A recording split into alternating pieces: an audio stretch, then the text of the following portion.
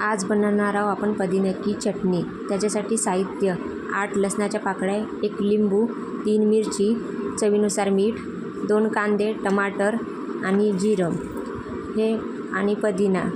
पुदिना छान फ्रेश आहे, धुवून घेतलेला आहे। चला तर मग मिक्सरच्या भांड्यामध्ये टमाटर कांदे बारीक करून टाकून 3 मिरची टाकायचं, लसणाच्या पाकळ्या, जिरं आणि पुदिना टाकायचा, धुवून व्यवस्थित पुदिना टाकायचा आणि मिक्सरच्या भांड्यात छान बारीक पेस्ट करून घ्यायची। पेस्ट झालेली आहे, छान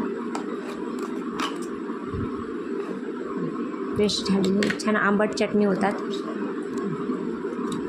चवीनुसार मीठ टाकायचं,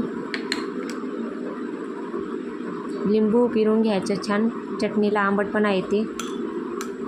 मिक्स करूया आता, सगळी व्यवस्थित मीठ लागला गेला पाहिजे।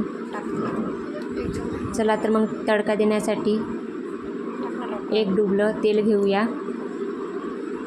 तेल छान गरम होऊ द्यावं, तडकडं जिरं, मोहरी, कढीपत्ता, तडका झालेला आहे।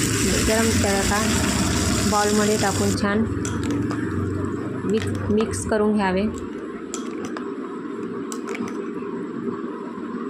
पुदिन्याची चटणी तयार आहे खायला। बाय।